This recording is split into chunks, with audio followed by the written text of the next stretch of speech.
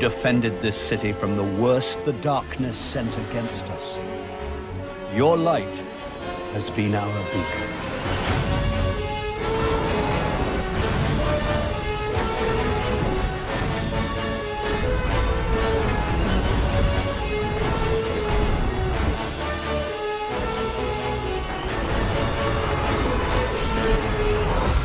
We thank you, Guardian, and we will never forget.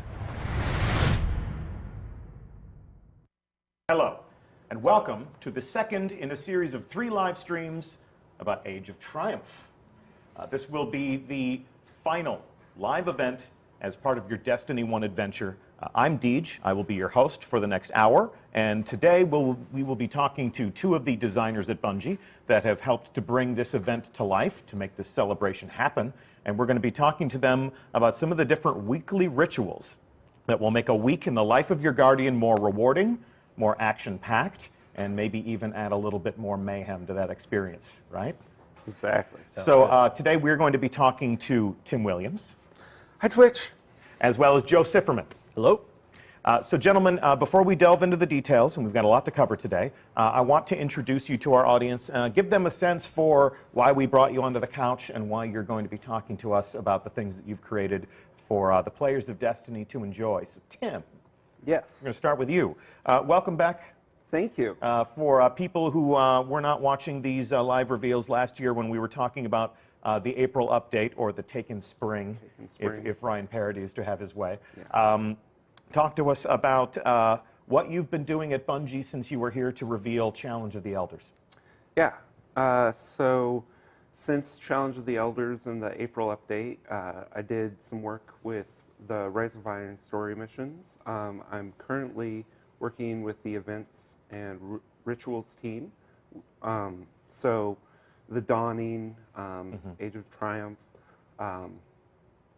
Yeah, just trying to keep our players having stuff to do. Yeah, I mean, Destiny is a game that calls people back to the experience to enjoy it in different ways, whether it's the featured activities on the Director or things like the Dawning.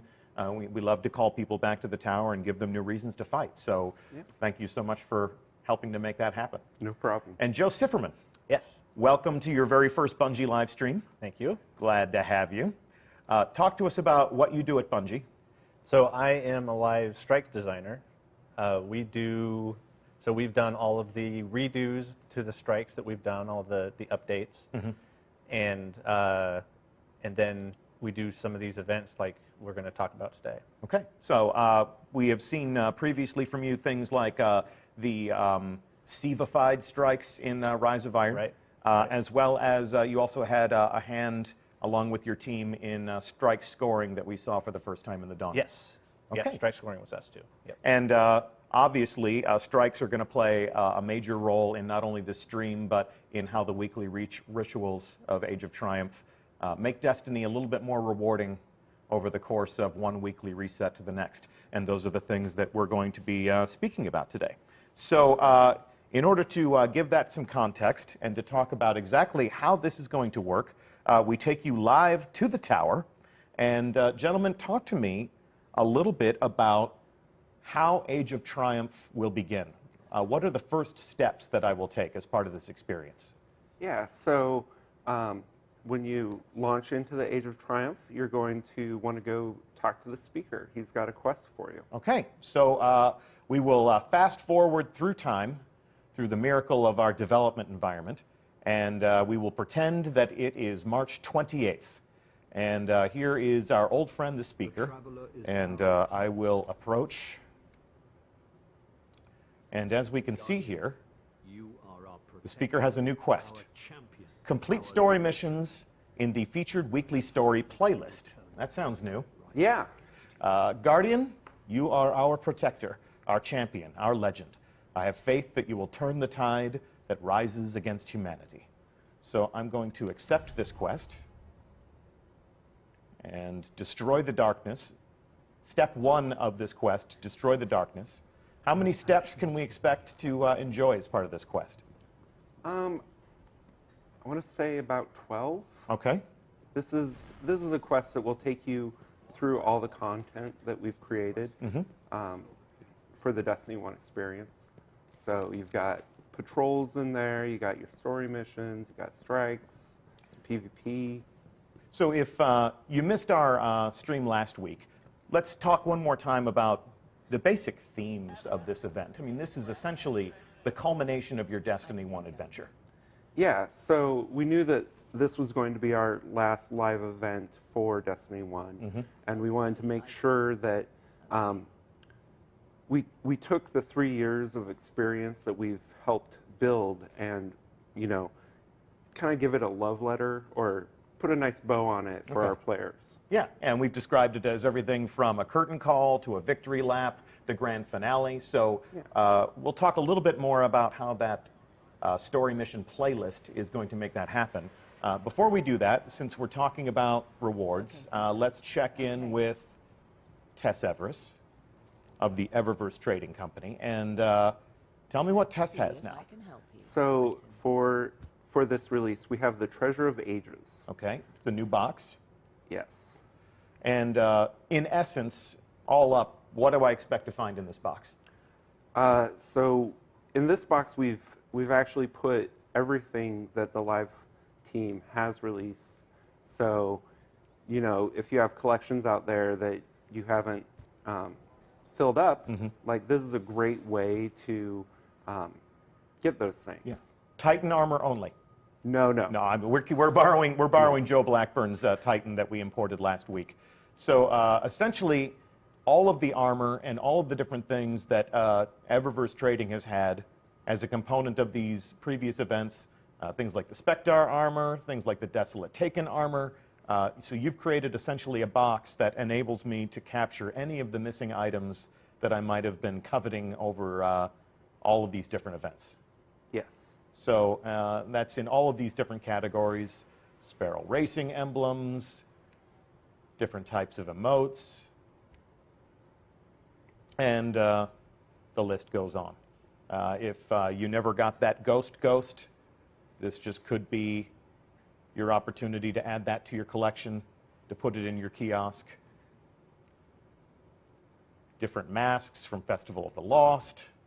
I mean, this is just everything all up. Ships, horns, sparrow horns, different sparrows. And then we've also got, what are these? So that's Days of Iron ornament. So you're going to get one item from each of the categories on the left and middle. And then we've also got some of the different consumables that have made these events a little more interactive, a little bit more fun, as well as the chroma that we introduced last April. Yeah. Okay. And then on the right, we have some possible new items. New items. So this is a new suit of Age of Triumph armor. And as much as people want me to show this armor, that's the theme for next week. So we're going to bring in Ian McIntosh and Josh Hamrick to talk about all the different ways you'll be able to decorate your Guardian, as well as how some of these sandbox items are going to change up the way that we fight. New shaders, and of course, new ships. Yeah. Got to travel in style. So what would you say to somebody that says, you know, that's all well and good, but there's very specific things that I want, and these boxes don't always give me exactly what I'm looking for. If I have a very specific ornament that I've been craving, how do I go about getting those things? Yeah, so you know, you use the box, you get some silver dust. Yeah. Break down an item I don't want, and I get silver dust. Exactly. Okay. So we have updated the silver dust kiosk. Have a nice day. Okay. So we'll come over here. Access the Silver Dust store and check that out. First thing to call out, this is a much bigger place now. We have 5 different collections up here. And I have engrams that cover different types of categories of rewards.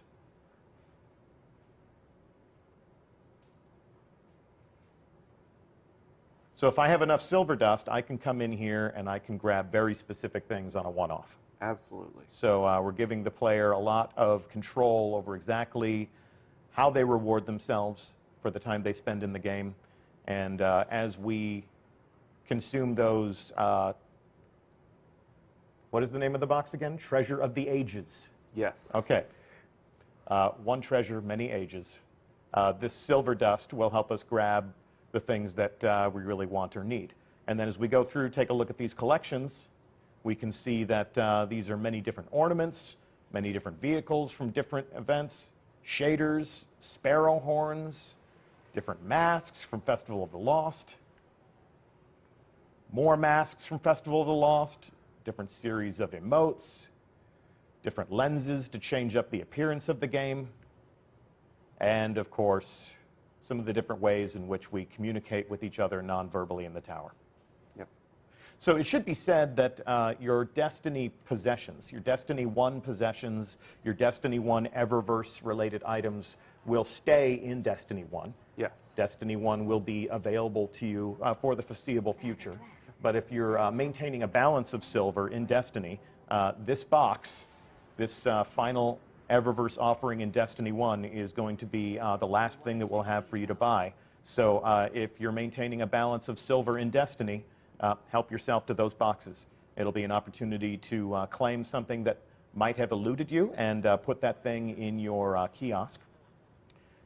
There is a collections page in the Age of Triumph record book. Yeah. And that could be a great way for somebody to get the final things that they need to be complete. Absolutely. Okay. So let's come here and check in with Shax now. Talk to me about how the champion of our Crucible is operating differently in Age of Triumph. So the first thing you'll notice is his available bounties. There are now 2 weekly Okay. bounties, and they are for 6v6 mode game types. Gotcha. Okay. And then coming down here, I also see that this new Arena Engram, if I'm holding Silver Dust and I have Crucible rank 3, I'll be able to obtain a Crucible armor piece. Yeah. Okay. And then, of course, he still has all of these badass weapons and swords, some of which made their first appearance in the Dawning. Yeah. All right, cool. So that is all up a summary of the offerings in the tower and some of the things that you'll want to take a look at before you begin your Age of Triumph adventure. And with that done, we're going to return to orbit. So Destiny has always been a game of special occasions. Things like Trials of Osiris and Iron Banner come to mind as reasons why players have come back to play the game again and again, over weeks, over months. But one of the frequent pieces of feedback that we get with our Crucible programming is that people want different reasons to play PvE content. Give me new reasons to come back and fight the enemies of the darkness. And if we take a look at our director, we've always had these featured activities down in the lower left-hand corner. Yeah, so this is your go-to spot when you log in on any given week. So if you've finished all of your different story missions, if you've gone to these destinations and you've completed your missions, this is essentially an expression of the Destiny endgame. And last week we covered the weekly featured raid activity. Yep.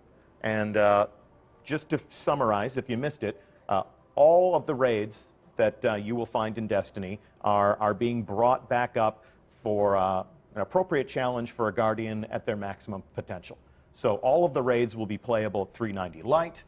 They'll all have new armor ornaments. They'll all have challenge modes. And once a week, you'll have an opportunity to jump into one of these raids and play them at 390 to experience all of the challenge modes at the same time and earn back some of that sweet gear that may have defined your Guardian in the first or second years of Destiny. We have new ornaments for you to earn, and that will be part of the loot table. Yep. But Tim, talk to us about what else you've done to make the week more rewarding. Yeah, so one of the things we wanted to do is make sure that there's endgame for everybody. Sometimes you don't have 5 Guardian friends online. So we did bring up the Challenge of Elders. Okay. It is the one that you're used to at the lower light level, but we've added legendary marks for your first 3 completions. It's still as rewarding as the lower level one, it's actually more rewarding. The investment team has been generous as frickin' heck, I think. Generous as frickin' heck. Yeah, for our family-friendly stream. Yes. We won't quote the inside baseball developer terminology verbatim, but yeah, we want to make Age of Triumph more generous, and the fact that we have a challenge of elders that we can play, you can play it all week long. Yep. But 3 times during that week, it's going to give you 10 legendary marks for a grand total of 30 that you can earn over the course of that week. And then on the weekly reset, on that fateful Tuesday early morning Pacific time, everything resets. Yeah, and you're still going to have the ticket from Varix that will give you the rewards. Yep. And we do still have the older version in the Reef node. So we're not removing anything to get you to this level. Yeah, we're just adding on to your options. And I get 1 legendary engram for doing this every week, or do I get 1 legendary engram every single time I play it? I believe the legendary engram is the first time, but it's still generous every time you complete it. Okay, so but we're guaranteed a legendary engram if we play this once a week. Yeah. Okay, very good. And then let's move over here to that old weekly favorite, the weekly Nightfall Strike. This is very hard, but not as hard as a raid, at least not numerically. So, Joe, talk to us about how the Nightfall is about to change. We can call out immediately that it's not a 390 activity, it's a 380 activity. Right. So I think kind of the biggest thing that is different about the Nightfall Strikes is we have a new modifier that we're calling Daybreak. The Daybreak modifier takes in all of the epic modifiers, so it increases the difficulty of all the combatants. And it also increases the rate of your recharge for all of your abilities, so your grenades, your melee, and your supers. Yeah, the Guardian's expression of power recharges much more quickly. We're essentially borrowing from the PvP, from the Crucible experience, that mayhem experience. Yes. Yep. Okay. And then we have unknown rewards. Unknown rewards are unknown. But essentially, we should expect to earn from a Nightfall Strike what we have earned from a Nightfall Strike. Yeah, nothing's changing there. And then we have the Skeleton Key. And we're going to play one of these Daybreak Strikes, which will be this new PvE experience, this new Guardians versus their enemies experience in just a moment. But before we do that, let's take a look at some of the other weekly featured activities. We have the Siva Crisis Heroic Strike playlist. Also, not as hard, but certainly a fitting challenge for any modern Guardian. We have this at recommended light 350. So where's the intended audience there, do you think? Yeah, so this is, you've completed the Rise of Iron campaign, you're at 345, 350. This is a great way to get to the Nightfall levels, the Challenge of Elders, getting raid ready. So this is your stepping stone. Yeah, you've got sort of like stair steps up to those 390 raids. So if I played Rise of Iron, I didn't commit myself fully to the Destiny endgame after that, but I really got my sights set on that new, redeployed Vault of Glass. This is a good opportunity to play some of these heroic strikes, then maybe play some Nightfall Strikes, and then I'm ready for Challenge of the Elders and raids. Yeah, and this is one of the places where you get one of those Treasure of Ages for your first completion. Yeah. So once a week, I play a heroic strike playlist, just for showing up and throwing my own personal Guardian into the action, and completing that activity. Yes. I get 1 Treasure of Ages, the new Eververse box with just about everything that we've ever created that's in there. I also get legendary marks. I get 10 legendary marks. Yeah. And I can do that 3 times a week. So I get, if I enjoy this playlist every week, I can expect 1 box and 30 marks. Okay. Anything else about this? I mean, we can see the modifiers in there. We can see the different things that you're doing. Anything about this that you'd like to say that's different? No, generous is frick. Yeah, okay, we get it, Okay, so let's elaborate on the Speaker's Quest, because we're used to seeing 1 daily heroic story mission every day. Yeah. But we have a kind of an elaboration on that old ritual right here with this weekly story playlist. Talk to me about the function of this. Yeah, so we know that sometimes you can't log in every day, and you can lose out on legendary marks that way. Yeah. So what we did is we took all of the story missions from Destiny and put them into a playlist that you can complete at any time during the week. Okay. Do 5 of them, get 100 legendary marks. It's a lot of marks. Yeah. That's and great. on your first completion, you'll get a Treasure of Ages. We've also added modifiers. The Specialist and Grounded seems to be this week. Yeah. You haven't done that since Queen's Wrath. Yeah. For those of you who may have joined your Destiny Adventure in Progress, Queen's Wrath was a short-lived PvE event in the first year of Destiny, and we haven't done story modifiers since then, so that's good to see that back. Yeah. So each week, this is going to rotate. We have a lot of story missions. So on the particular week we're on in our dev environment, it's Mars and Venus. Yep. This will be all of the story missions from the original Destiny 1 that took place on Mars and Venus. Okay. I think there's about 10 of them. Yeah. You know, I think first week we're going with Earth and Moon.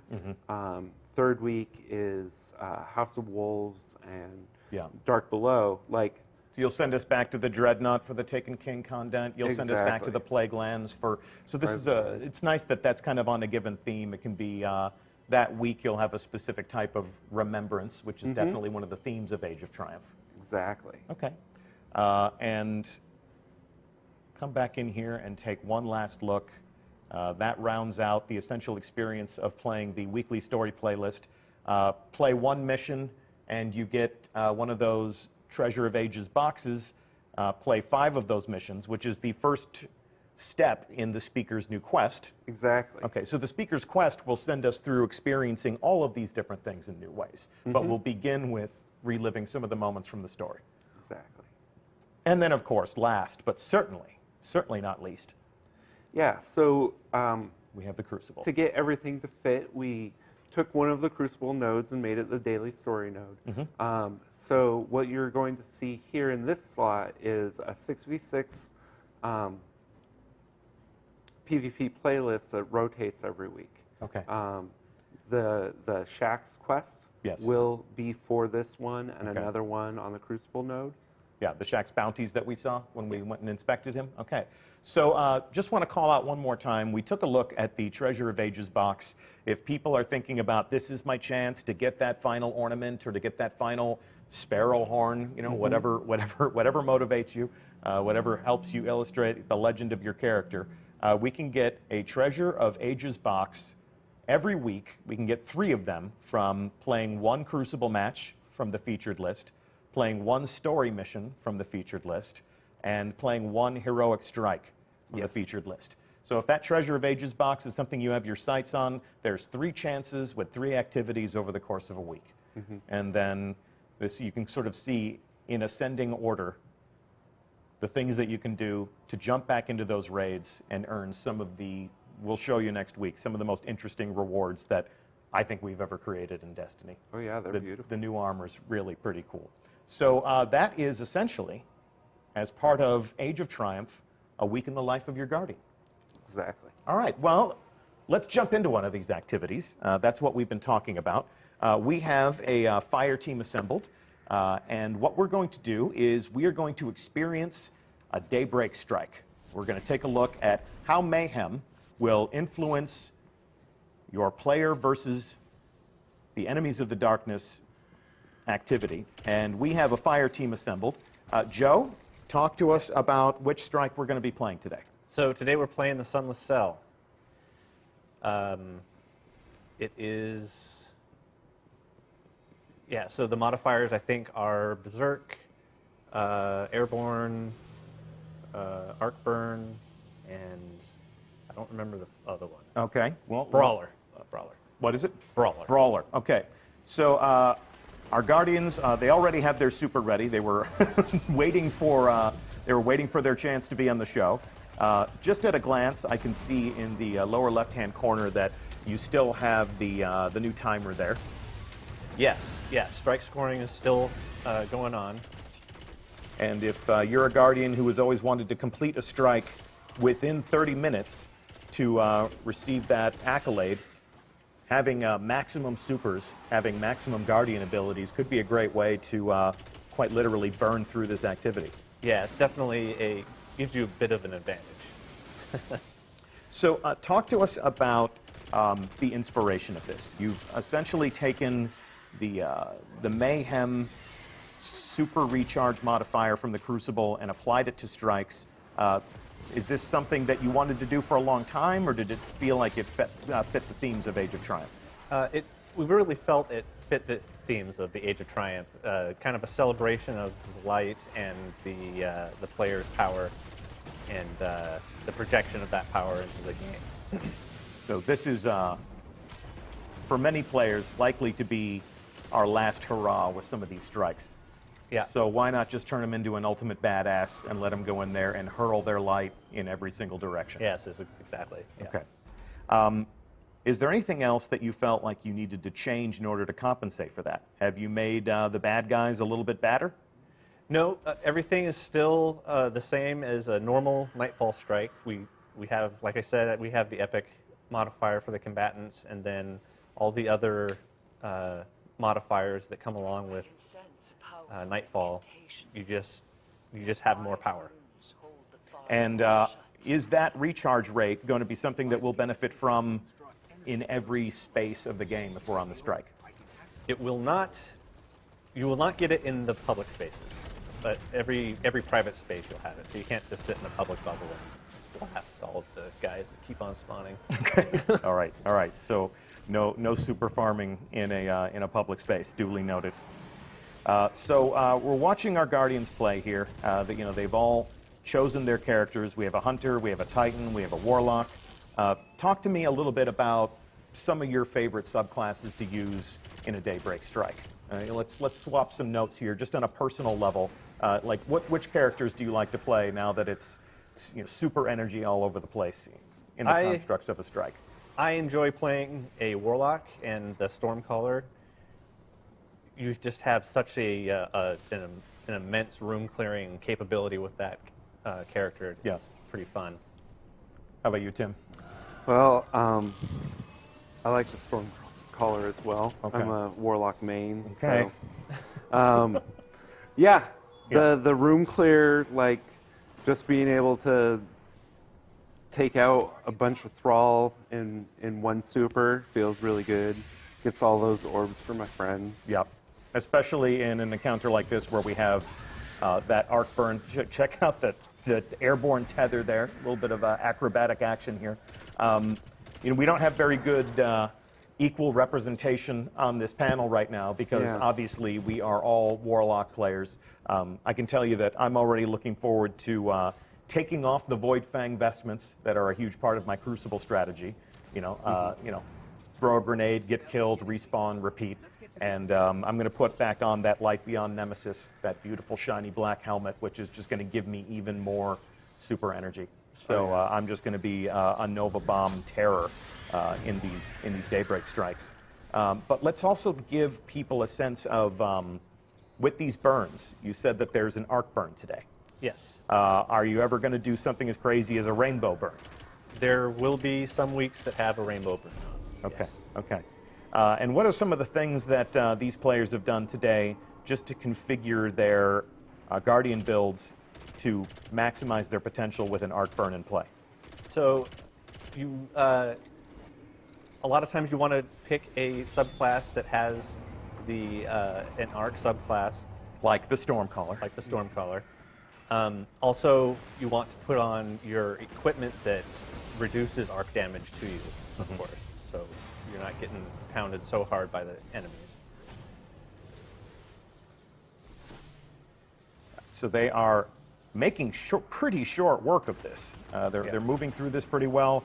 They're fighting close together, which means they can take advantage of the orbs.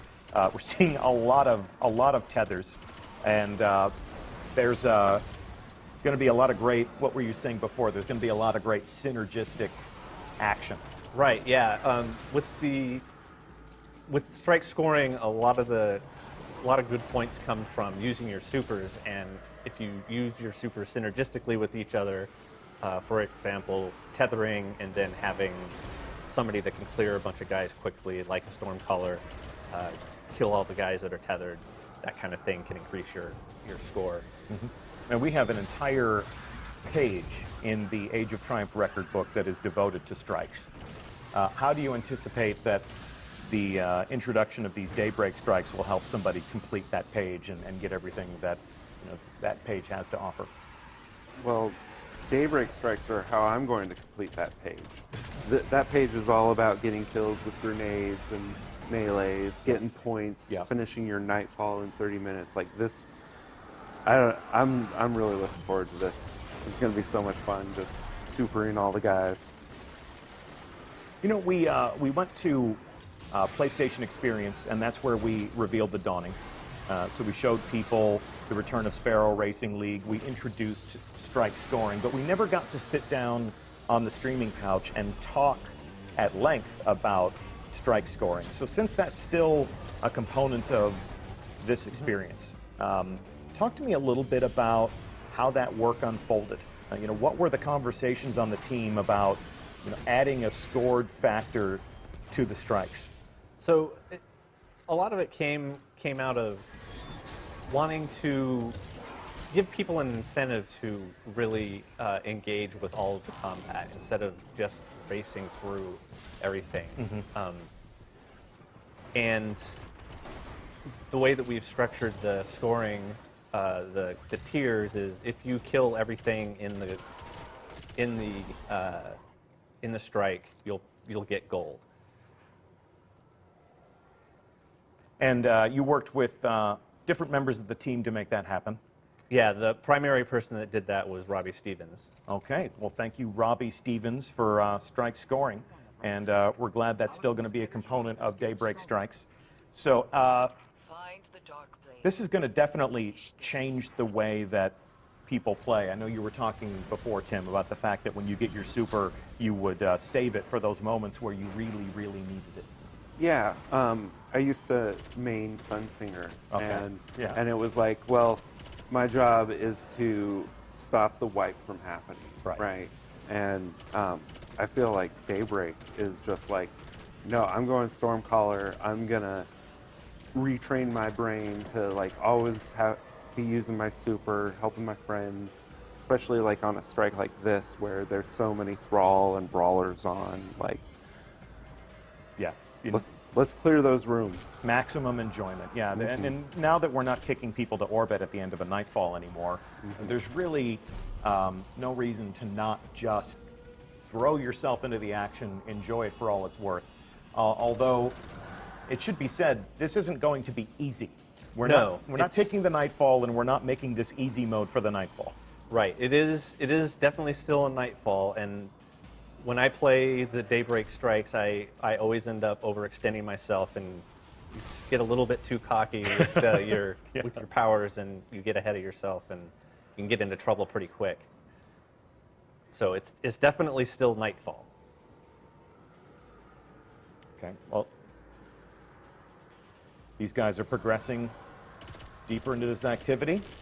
Let's take a look at there are so many tethers. There are just so many tethers. Hey, Scott, can we spectate some of the other characters just to see how are the different supers operating? There we go, gentlemen. There's your Stormcaller, clearing that room. With the number of Thrall that are evident in this encounter, that's definitely a valuable subclass. Yeah, once you get to the boss in this one, that's super valuable. So talk to me about some of the different testing and some of the different process that you used to make sure that adding this mayhem modifier wouldn't ruin the strike. Did you decide that the PvP modifier was the right way to go? Did you try some different approaches to this? Yeah, we messed around with the rate of recharge of everything, and we came back to the same PvP modifier value. The PvP guys did a good job of getting that balanced out, and it worked well for the strikes. So yeah, it's the same modifier. You first. And into the depths you go. Now, it should be said that it's no accident that we chose this specific strike to play.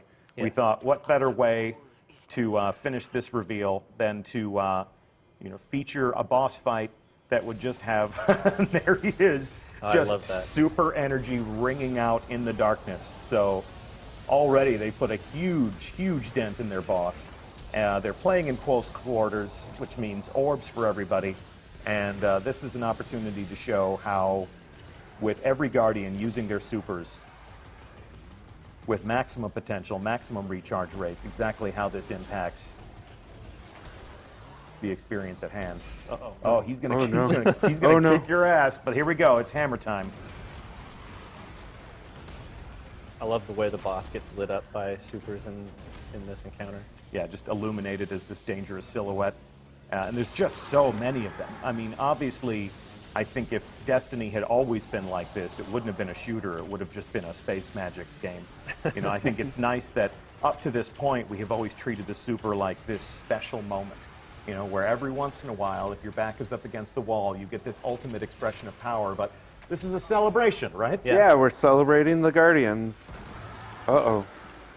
A little bit of space magic Uh-oh. confetti, more hammers. How many Guardians do we have down? Good revive. I think they had 2 down. 2 down. So- Okay, so this Titan is the blue hero right now. See if we can get an eye on the boss and find out how much more fighting they have left to do. They're about halfway there. So still a shooter, definitely still a necessary amount of gunplay here. But I think anybody who is familiar with this strike and familiar with this final encounter can agree that the extent to which everyone is supercharged is giving the Guardians a brilliant way to just more hammers, tons of hammers.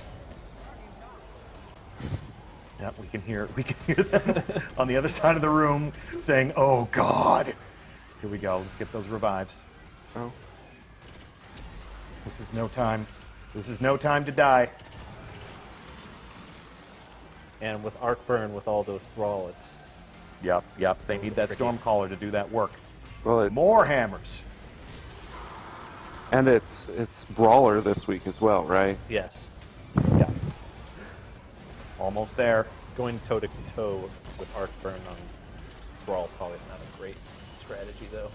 No. Let's put this boss to bed. You guys are so close. Can the Stormcaller finish the fight? Nope, it's doing some crowd control.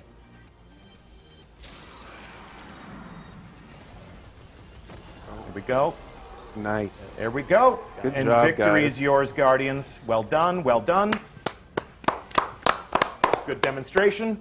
Good live fire exercise. Thank you so much.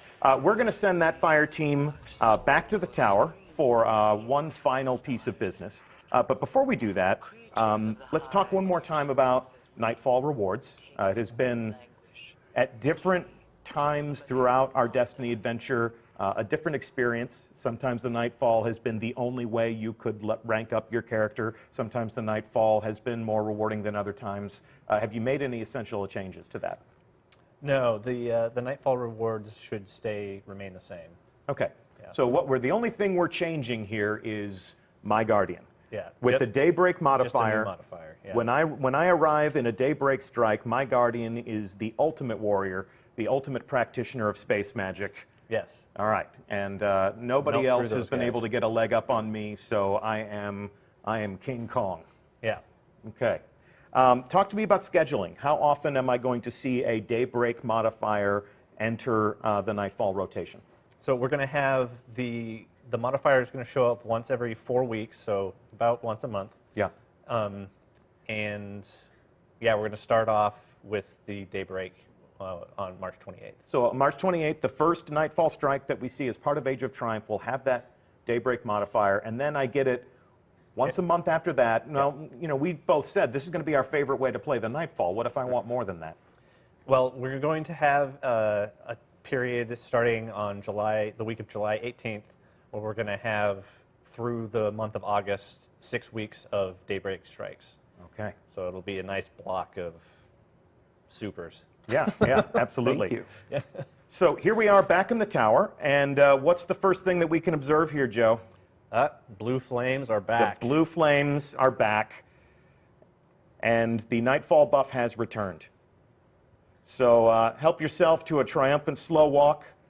Let these Titans over here just see how badass you are, Guardians. You got the blue flames, you got the weekly buff of XP.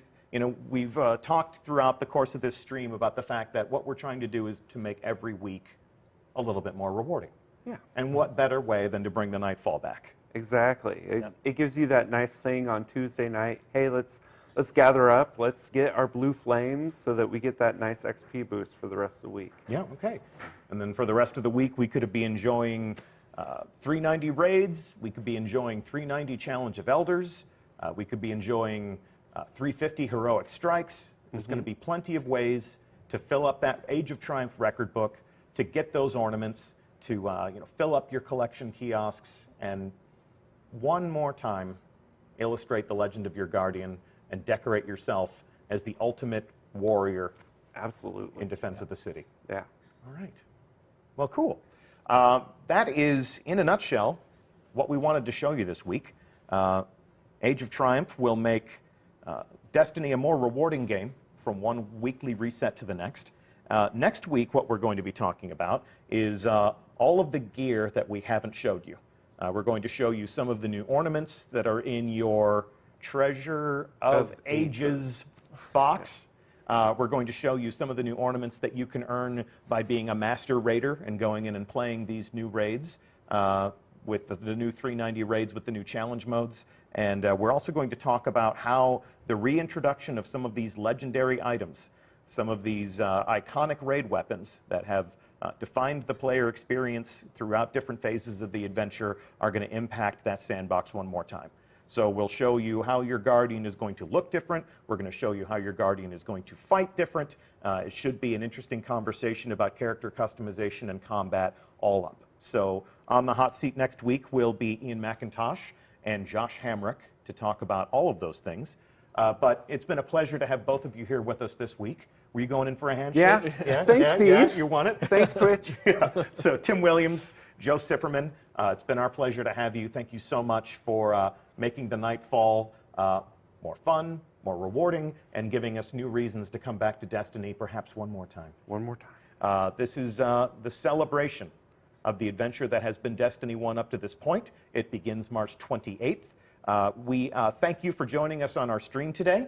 There are many of our community leaders and content creators who have been hosting this show as part of the Destiny directory, and odds have it that they're going to be streaming some of their own gameplay starting right about now. So stay here in the Destiny directory. Go check in with some of the different people who are going to be playing the game as it is right now, this pre-Age of Triumph phase of Destiny that we're still enjoying.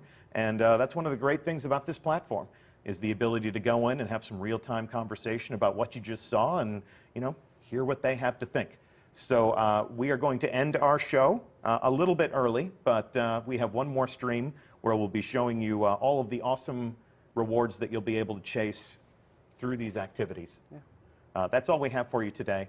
I'm Deej. It's been my pleasure to host you as always. I hope that you'll join us back here next week for the final reveal stream that we'll have before the launch of Age of Triumph on March 28th. March 28th is the day when this new age of triumph and remembrance begins. Before we leave you today, let's check out this cinematic that we showed last week just one more time.